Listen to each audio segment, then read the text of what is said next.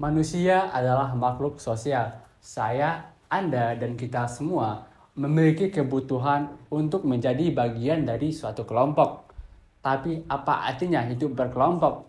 Simpelnya, untuk mengingatkan kembali kepada kita bagaimana hidup dalam sebuah keluarga.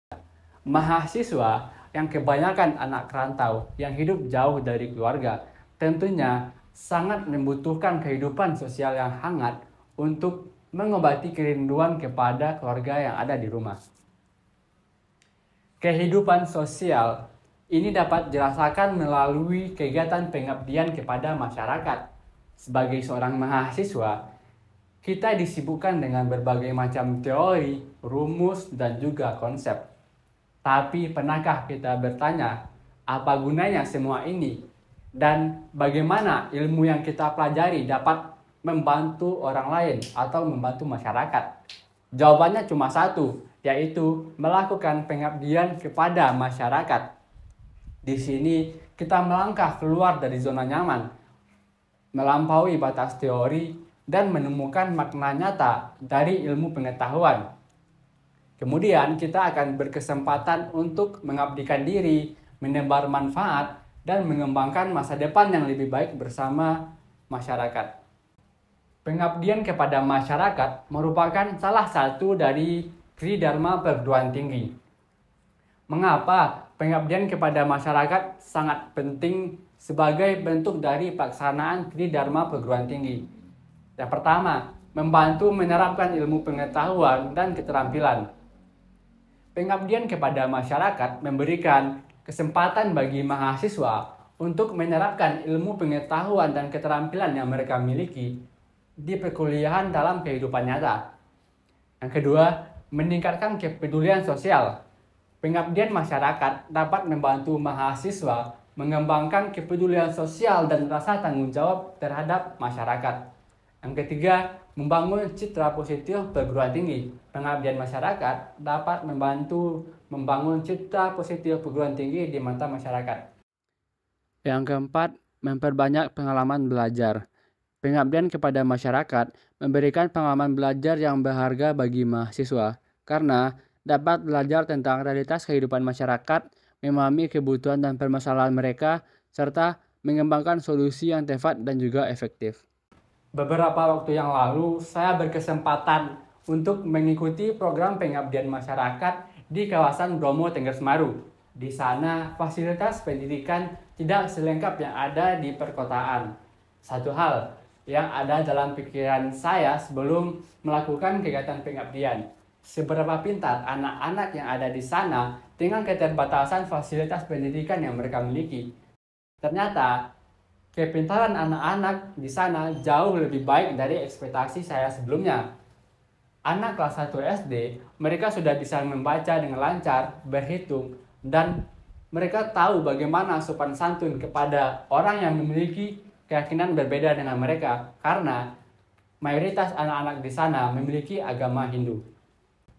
Banyak orang yang percaya bahwa mereka tidak dapat mencapai potensi penuh mereka karena mereka tidak bersekolah di sekolah terbaik dengan fasilitas terbaik.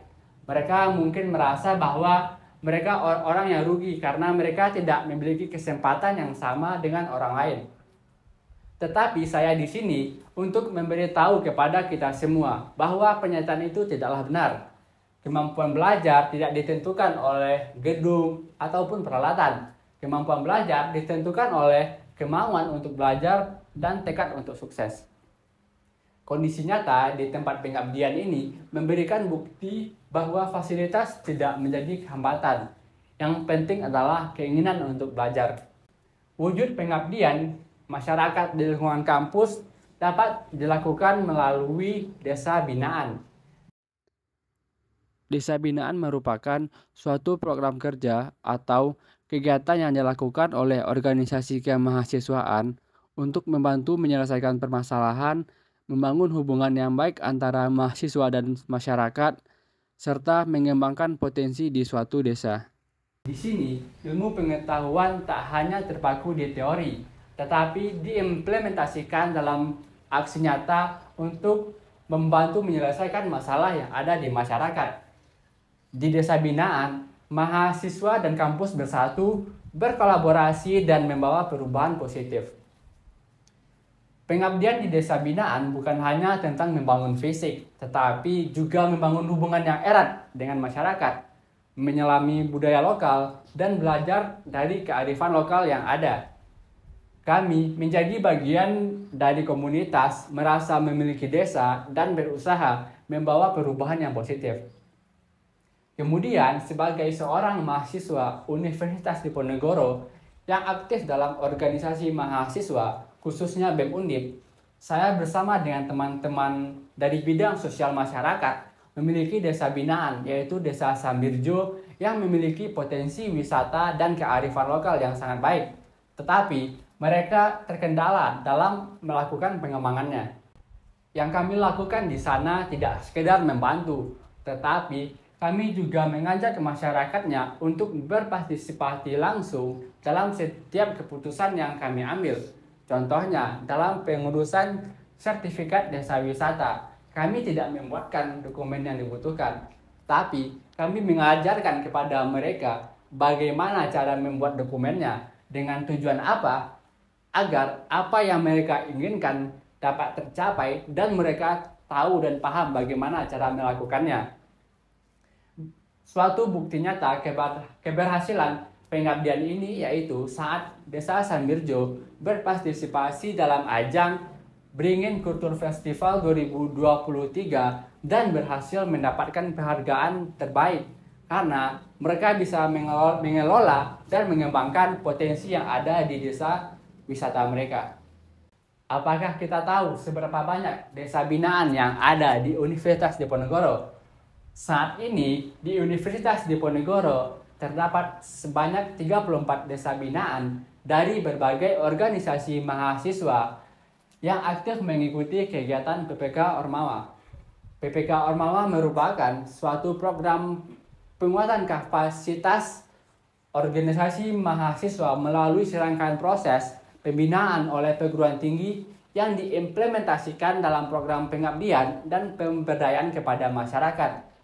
Setiap desa binaan memiliki potensi dan juga keunggulannya mereka masing-masing yang dapat dikembangkan untuk menjadi produk unggulan daerah. Kemudian dalam menghadapi PPK Ormawa, khususnya di BEM Undip, mereka mempunyai sebuah program kerja yang bernama USA, Upgrading of Social Awareness, yang merupakan sebuah wadah bagi organisasi mahasiswa untuk mengembangkan potensi yang ada di desa binaan yang mereka. Kegiatan ini menjadi persiapan organisasi mahasiswa untuk mengikuti PPK Ormawa dengan harapan dapat meningkatkan kemampuan organisasi dan mencapai hasil maksimal dalam ajang PPK Ormawa. Kegiatan USA terdiri dari body program untuk mendampingi organisasi mahasiswa dalam mencari desa binaan. Yang kedua, Master Plan Competition untuk memberikan gambaran mekanisme penyusunan proposal. Yang ketiga, USA Festival untuk memperkenalkan potensi desa binaan. Dalam PPK Ormawa 2023, Universitas Diponegoro masuk ke dalam 10 besar peraih pendanaan hibah PPK Ormawa untuk tahap visitasi. Dari 34 desa binaan yang mewakili Universitas Diponegoro, 4 desa binaan masuk ke tahap visitasi yang akan diuji kelayakannya untuk menerima dana hibah dalam melakukan pengembangan potensi desa binaan sesuai proposal yang telah diajukan. Sebagai mahasiswa Universitas Diponegoro, sudah saatnya kita mengambil peran dalam kegiatan pengabdian masyarakat untuk mengimplementasikan ilmu yang kita miliki dan membangun citra positif kampus di lingkungan masyarakat. Di sini, saya ingin mengajak kepada teman-teman mahasiswa semua untuk bergabung dalam kegiatan pengabdian di desa binaan. Mari kita menyatukan ilmu dan juga aksi, menebar manfaat, dan membangun desa yang lebih maju untuk bangsa dan negara. Pengabdian di desa binaan adalah pengalaman yang penuh makna dan inspirasi. Di sini kita menemukan jati diri, membangun karakter, dan berkontribusi nyata bagi masyarakat. Mari kita langkahkan kaki kita, luaskan cakrawala, dan menjadi relawan perubahan untuk masa depan yang lebih cerah. Karena pada sejatinya, menuntut ilmu dan mengabdi kepada rakyat bukanlah dua perkara yang sepantasnya dipisah-pisahkan.